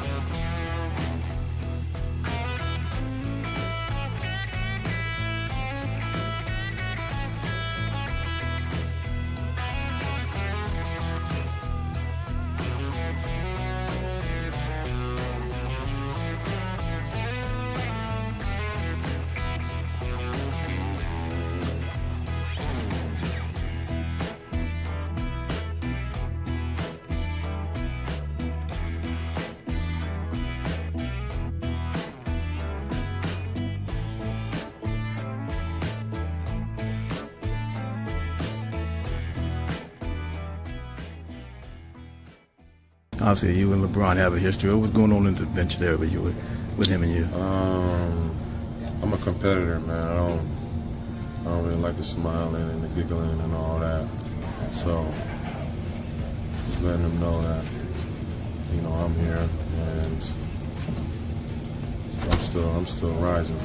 Was it so he took offense to you talking to him, or because he hung around? Always. He likes people that know to bow down. I don't bow down, so that either entices him or it aggravates him, either or. That's Dillon Brooks after the Suns beat down the Lakers, talking about everybody bowing down. Although I will say he's got the DB for Dillon Brooks chain. I now want LeBron to get one that says BD for bow down. Like, this is what I want. All right, Dillon Brooks says too many current players bow down to LeBron James. So I figured this is what we're going to do. We're going to take one of our favorite concepts. We're going to shoot, pass, or dribble. We're going to do a triple take here, like triple threat. We're going to figure out what we're going to do, shoot, pass, or dribble on some takes about LeBron. So we'll start here. Dillon Brooks, was he right? Too many current players bow down to LeBron James. What say you? Are you going to dribble it, pass it, or shoot it? Yeah, I'm going to pass on that. Dillon Brooks likes to run his mouth. And look, if you walk the walk, you get to talk the talk. To the victor go the spoils. But I don't think anyone bows down to LeBron James. Like, I don't think there's a single player in the NBA that's in the middle of a game says, LeBron, I am just so in awe of you. Please, by all means, you just go ahead and walk and take the layup. Like, please, it would be such an honor if you put me on a poster. LeBron, oh, I love you. No, of course not. I think the ultimate sign of respect is the fact that LeBron is going to get the A game from any player in the NBA, from any young player that grew up with LeBron James posters on their wall. Like, I think there's a certain there's a difference between, bowing down and showing respect. It's the same way that I think any pass rusher in the NFL would have loved to have sacked Tom Brady, but then shaken his hand afterwards. You're a competitor, that you want to beat your idols, but you can also respect your idols. You can also respect what LeBron James has done in his career and what he's done for the game. But it's not like you're going to bow down. It's not like you're going to concede to LeBron James. I think that's silly. Okay, so there's a fine line for me because your point is really well made, and it's almost changed my mind, but I'm stubborn.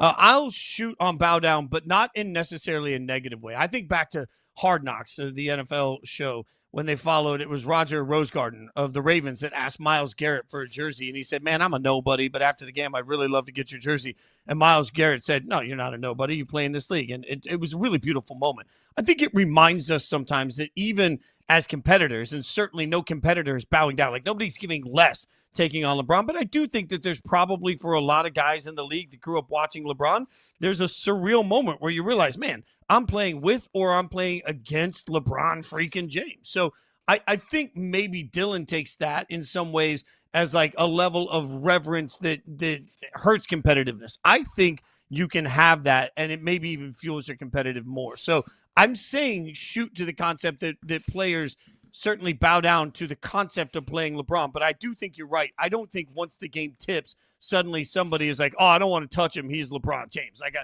Quite the opposite of that. I think it's probably quite the opposite of trying to get involved with it. What about this? LeBron barely finished last night with 10 points. I do say barely. He was put back into the game after he was taken out of the game in a blowout loss, but he gets the 10 points with a couple of late baskets. That keeps his double-digit scoring streak alive. It stands at 6,905 days, nearly 19 years of double digits. In fact, if you look at his double-digit game streak, it's over 1,000 more than the next closest person, which is KD. So, we're talking about NBA history. But he was put in at the end to do it. Does that make this streak meaningless to you? I'm answering this one first. I'm so fired up about it. I'm shooting. This is a meaningless stat. First and foremost, it's so stupidly arbitrary to say, oh, he hit double digits more than anybody. Who cares? But number two on this, when you're putting the king back in, and the king, by the way, who is my GOAT? So anyone that wants to tell me I'm a LeBron hater, politely up yours, right? So I'm looking at LeBron here, who is my GOAT. And I'm saying you put the king back in. in trash time to make sure he gets his 10-point streak in the middle of double-digit losses. This is like in the middle of Cal Ripken's streak for consecutive starts where all of a sudden they put him in a couple of times for one inning, and everybody's like, what are we doing? Like, I'm going to be old man on the block here. What are we doing putting him back in for trash time just to keep a stupid streak alike? It made what was already a meaningless stat to me even more meaningless. I'm out on ever hearing about this streak again.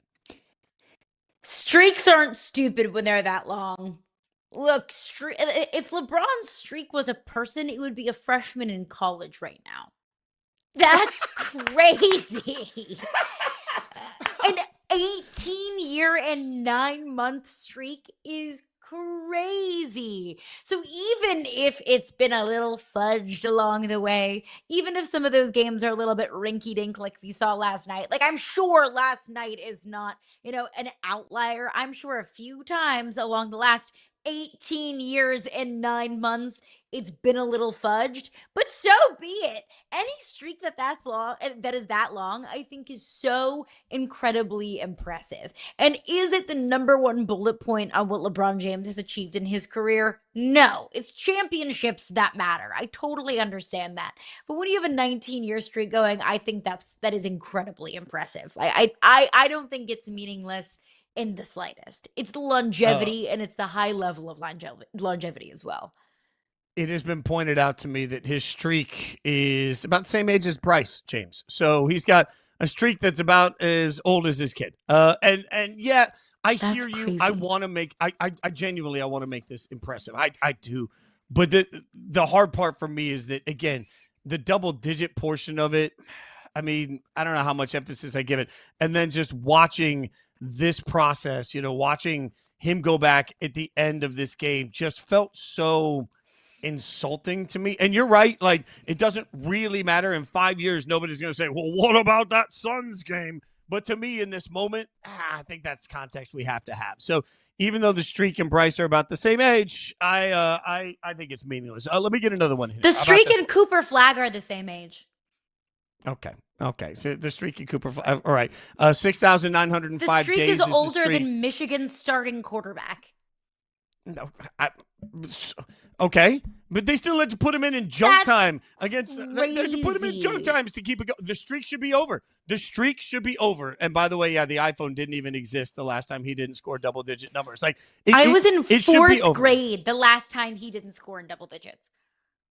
Okay, that leads me to the next take here that we're going to figure out if we're going to shoot, pass, or dribble on. This is not going to make me feel good at all. After the game, LeBron told Dave McMenamin about missing Sunday's game with foot soreness. He said it's called old. You just wake up with stuff that you didn't have the night before.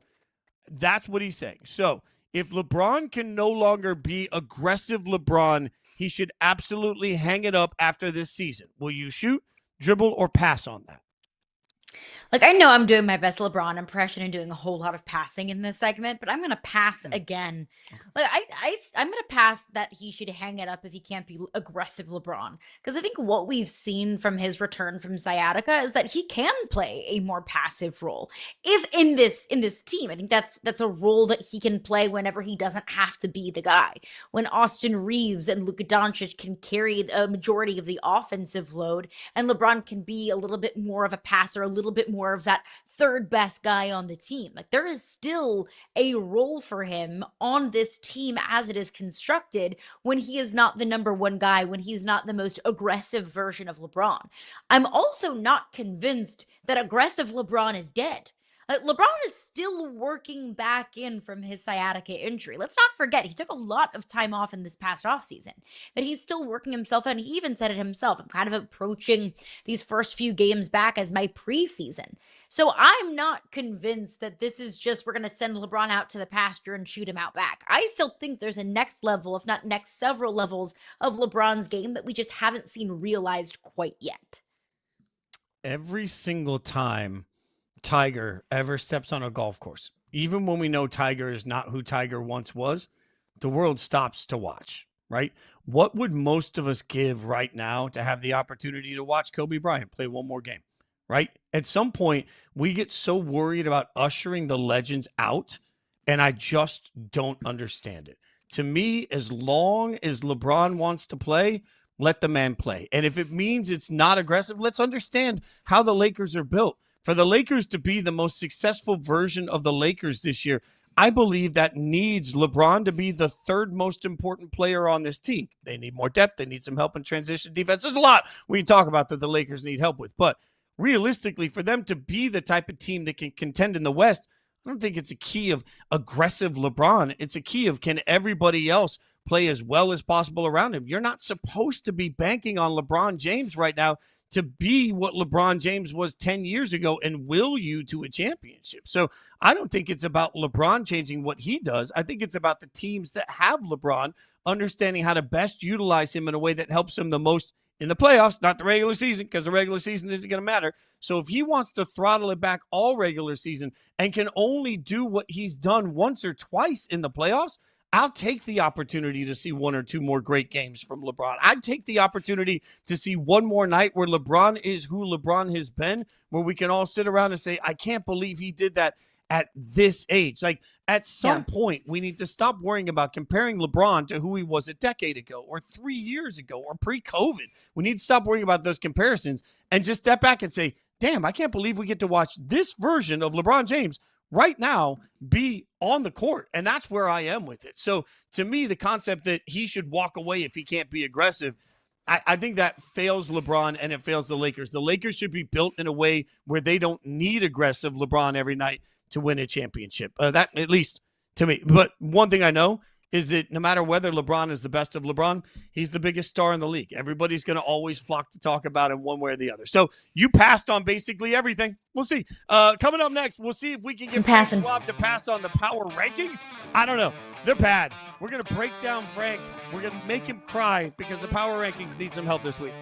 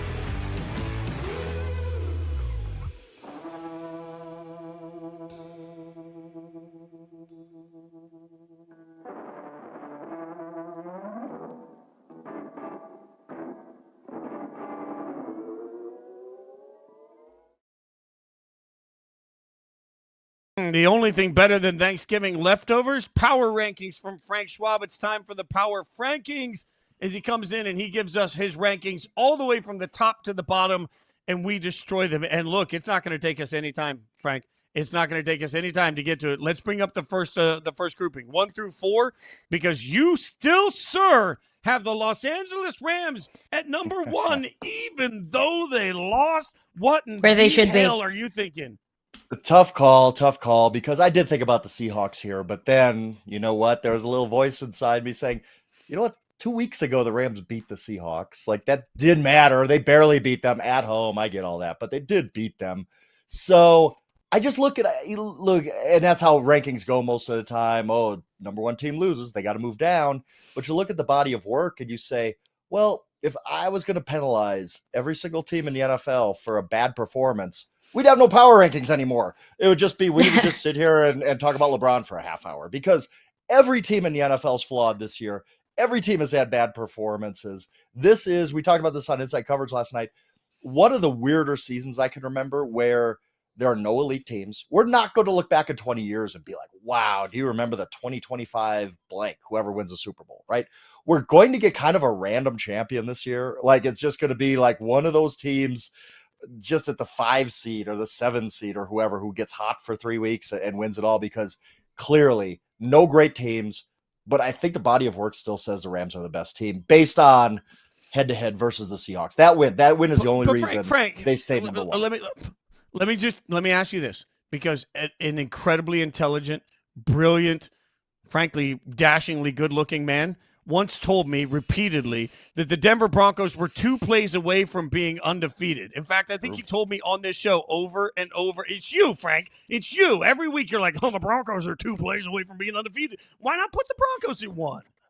Because, every week with them, I keep expecting more. I keep expecting, okay, just blow out the Commanders. Just put Marcus Mariota away in the fourth quarter, and your offense goes 0 for 4. They needed 1 drive in the fourth quarter to put that game away, and they went 0 for 4. An interception and 3 punts.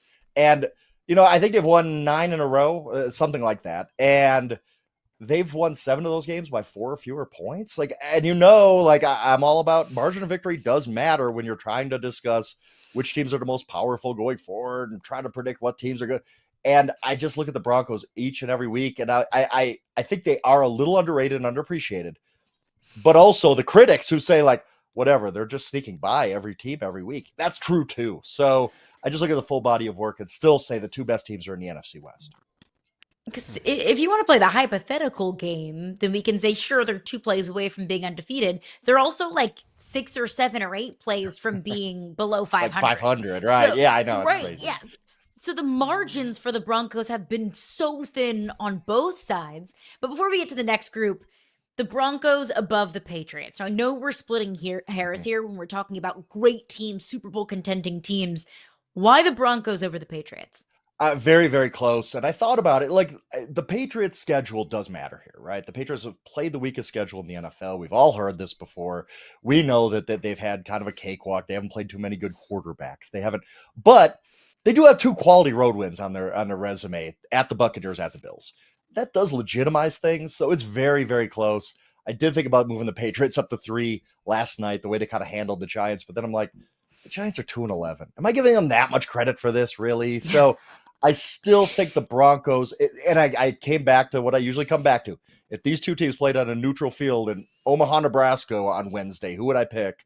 I'd still pick the Broncos. I think the Broncos are slightly better, but it's not by much. I mean, Drake Maye's having an MVP type season, and Mike Vrabel's a heck of a coach. And I mean, there's nothing wrong with what the Patriots are doing. It's so often, and Bears fans, oh boy, sensitive Bears fans, take this the wrong way when I'm like, you're so far ahead of your record. You're getting lucky. You're fortunate. You're really not as good as your record indicates. That is true for the Patriots, but it doesn't even matter. At this point, the Patriots are the only 11-win team in the NFL.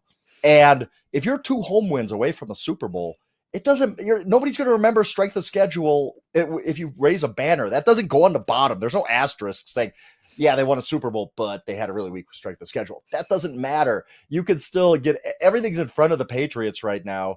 It's just that, yes, they've had fortune catching a really, really easy schedule this season. That should be a note to the NFL. Maybe no more London or Berlin games. We need more games in Omaha, Nebraska. We'll put that in the suggestion box. So I usually use Wichita, Kansas with that example. I don't know why I came up with Omaha, too. Nebraska right there. I like that one too. All lovely Midwestern cities and these United States. But let's get on to our next grouping of Frank's Power Rankings. We have the Green Bay Packers at 5, up 2 spots. The Chicago Bears skyrocketing to 6. Woo! Eagles drop 2 to 7th, and Buffalo Bills up 3 to 8. Let's look at the Bears and Eagles, because that's, I think, the perfect comparison of a game that we literally just saw. The Bears didn't just beat the Eagles, they dog-walked them. Frank, in that game, did you learn more about the Bears or more about the Eagles? It might be the Bears. I mean, look, people are still commenting on the post I had about me calling the Bears frauds, which I've capitulated to and said I was wrong. I've way overstated. I way overstated it in the moment, and I knew I way overstated it in the moment. But still, a couple weeks ago, I said Bears haven't beat anybody. They still have a negative point differential. They're still 25th in DVOA. Like, this team is not as good as its record, folks. But you go and play the Eagles like that, and you beat them that soundly. Like, that wasn't like. Not every win is equal. Like, sometimes team A beats team B, and you're like, yeah, I guess they still got outgained by 100 yards and needed this fluke play and this missed field goal and et cetera, et cetera. No, the Bears just whooped them. They destroyed the Eagles in that game, and you cannot after that have the Bears behind the Eagles in power rankings. You just can't. Like, I still think there's some hope for the Eagles to rise above this and figure things out. But man, we're in December. Like, if you were going to figure it out, you would have figured it out by now. Like, it's rare for a team to get to December and then all of a sudden hit another gear. So, yeah, I'm a little worried about the Eagles, but I do think that win said more about the Bears. I think the Bears are – look, all these wins matter when you're barely beating the Raiders, when you're barely beating the Giants, when you're barely beating all these bad teams. The wins still matter. So if you do improve and hit that other gear as we get into December, all those wins are banked. And all of a sudden you look up and you're like, oh, the Bears are 9-3 and they're figuring things out. They're not, 6-5, and it's like, oh, they could rally to make the playoffs. Like we'll talk about the Cowboys.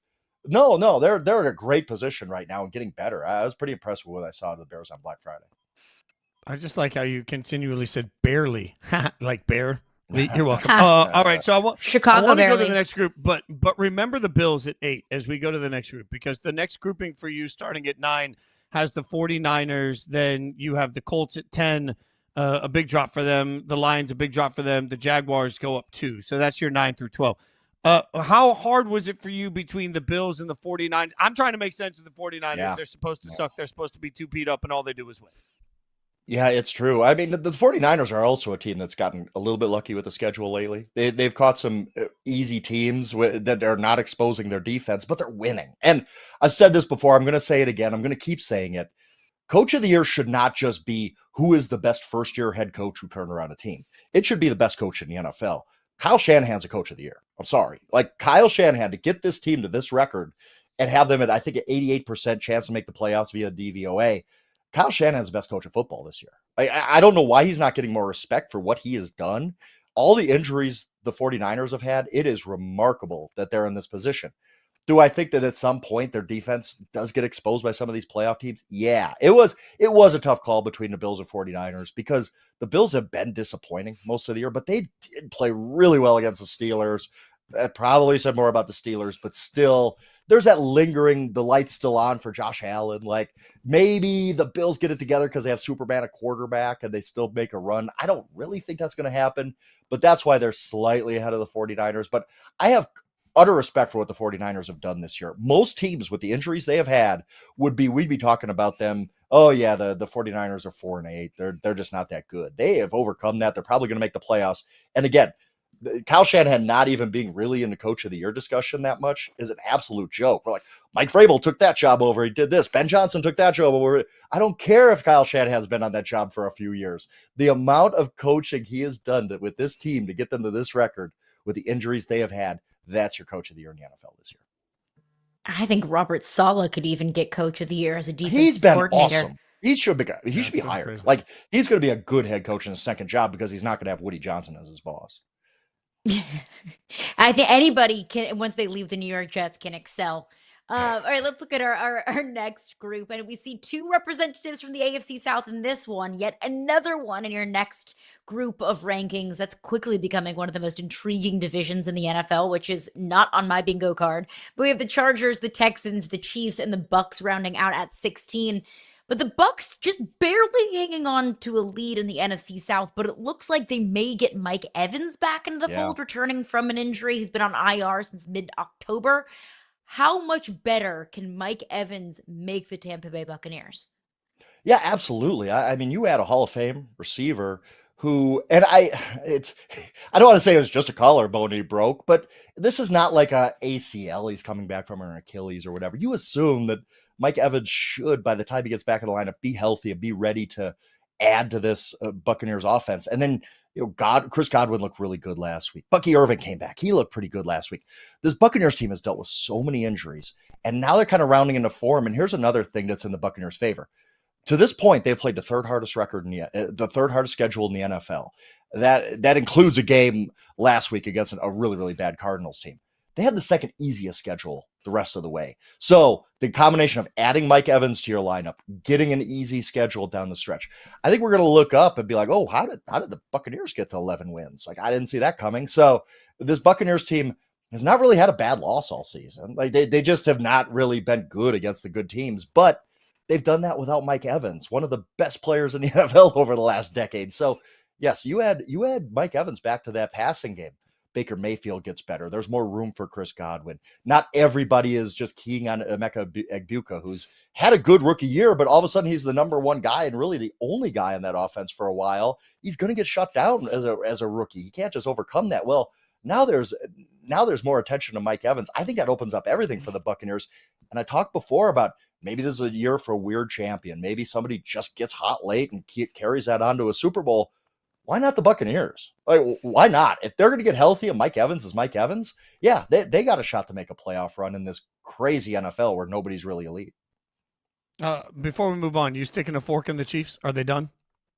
Not yet. I'm close. I got the fork near the carcass, okay. But they're the villain in the horror movie, man. Until I see them get dirt poured on them, no, I'm still leaving the light on for the Chiefs. But it's getting harder. I mean, they got to just win games. And the funny thing is, if you look at all the metrics, the Chiefs are at least as good as they were last year. Like, really, they are. The quality of play, every metric says the Chiefs are either a little bit better or the same as last season. But just close wins. They can't win close games, and that matters. That's why I dumped them so far down. I'm like, at some point, you're not making the plays in close games to win. So you got to move down the rankings. Let's get to your next grouping, which I think is the most interesting grouping in the entire rankings this week.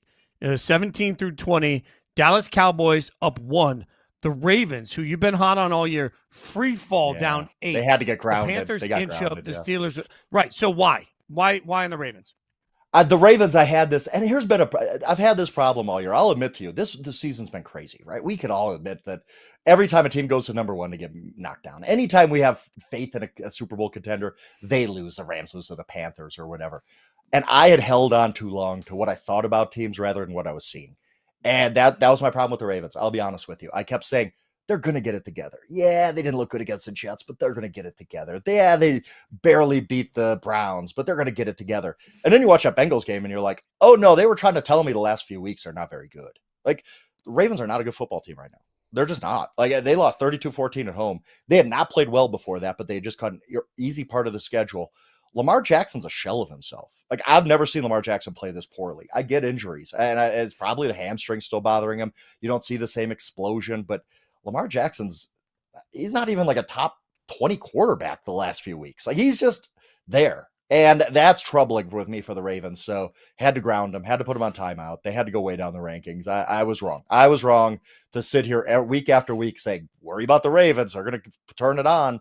It's hard to turn on the light switch. You always hear that in sports. Like, oh, they're going to turn it on once it comes to the playoffs. Well, probably not. If you're bad for 4 or 5 months, you're probably just a bad team. And that's where I'm at with the Ravens now. Like, they're going to win that division, but I don't see them as a threat at all in the playoffs unless they start playing better, which they've showed no signs of doing. The Cowboys caught my attention when they beat the Raiders in the fashion they did, but I thought, okay, that's the Raiders. The Raiders. Now right. beat the Sorry, Eagles. Fitz. And then I said, yeah, sorry, Fitz. And I said, okay, now beat the Eagles. And then they did. And I said, okay, now beat the Chiefs.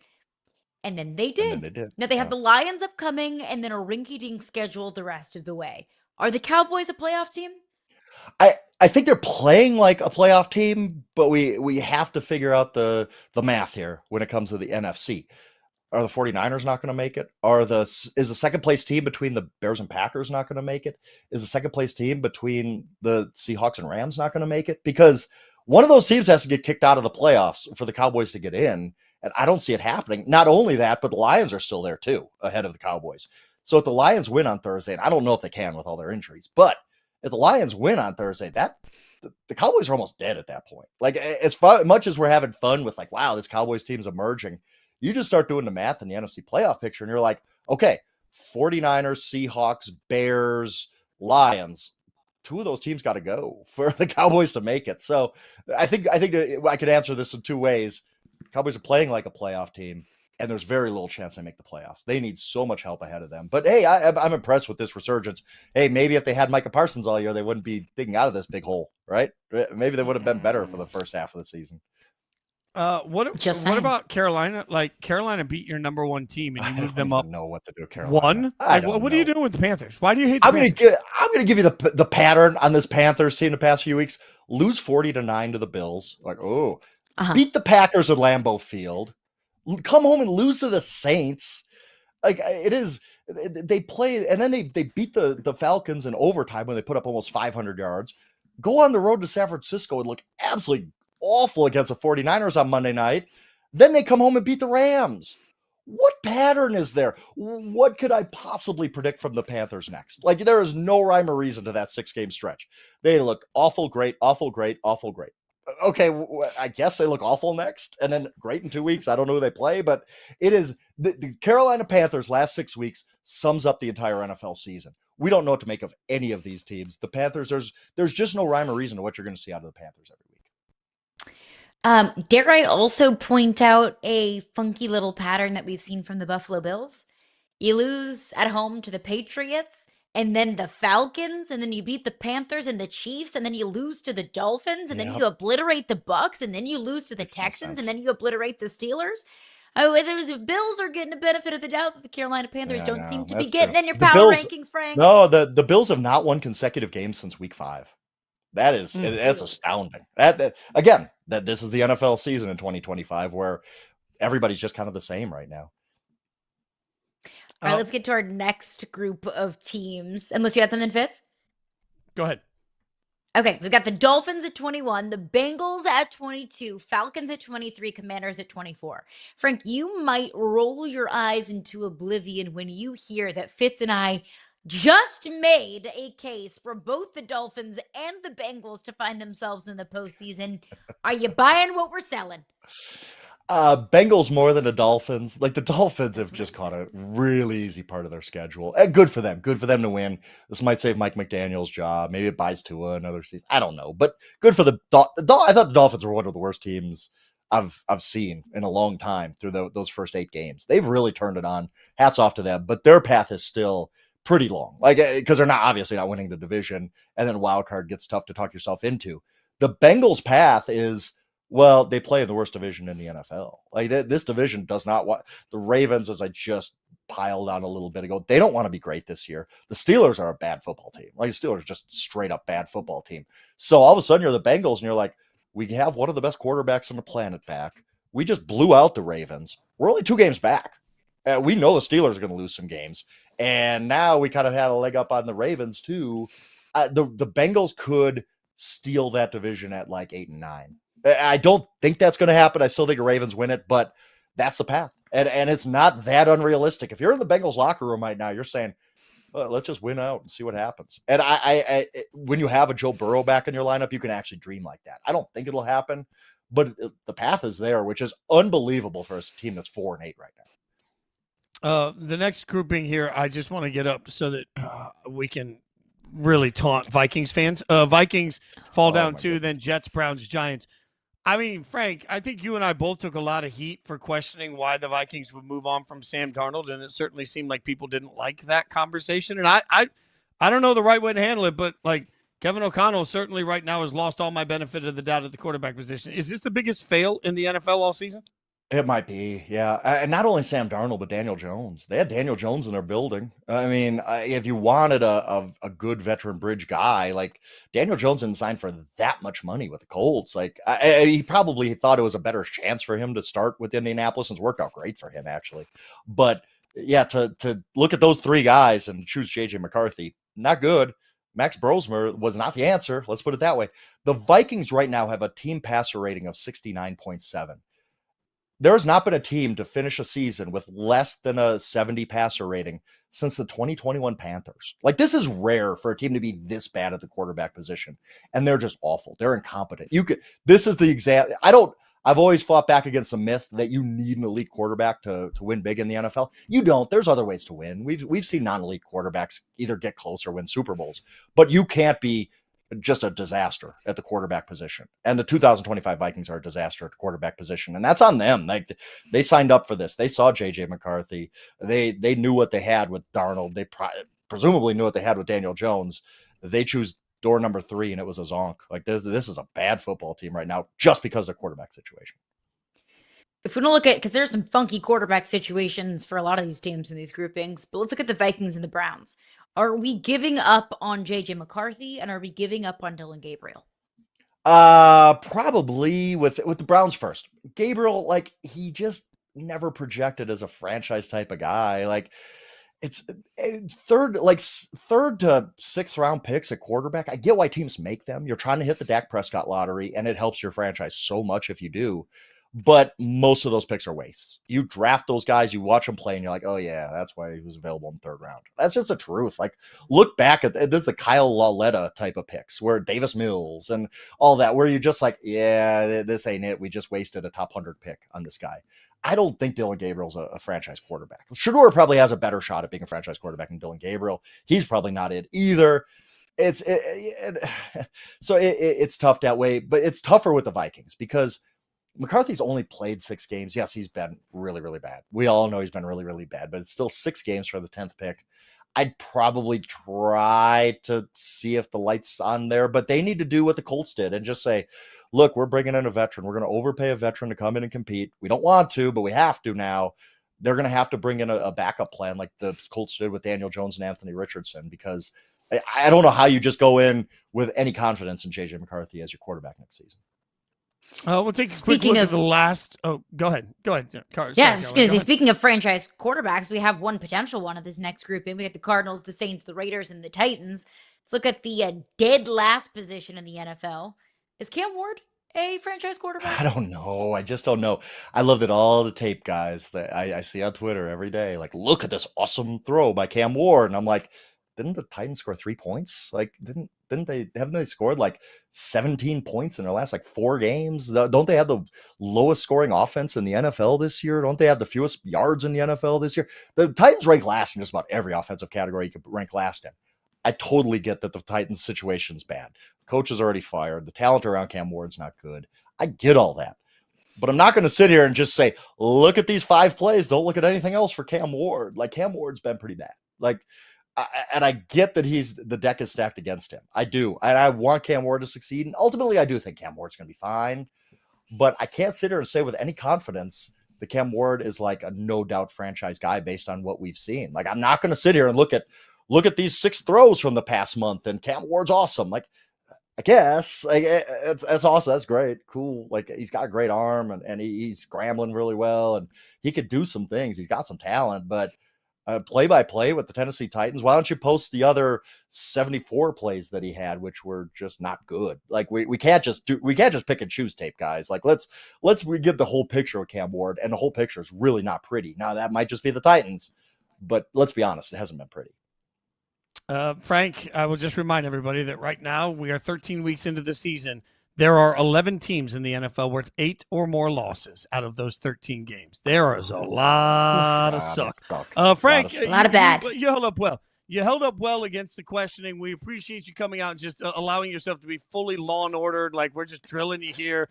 Like, one of us is arresting you, the other's prosecuting, and then we're just going boom, boom, over and over and over again. Check it out at Yahoo Sports. Follow him at Yahoo Schwab. Frank, always appreciate you, my friend. Thanks for the time. Appreciate you guys. Thank you, Frank. It is amazing to me, Caroline, that you look at this. The Rams at 1, the Titans at 32. No shock there. Top riser for the Bears, 6. Top faller for the Ravens, 8. I'm going to give Frank a lot of credit. He went in and corrected some things this week, and I think his point was an important one on the Ravens. At some point, we have to take what we thought away, recalibrate, and ask what we're seeing right now.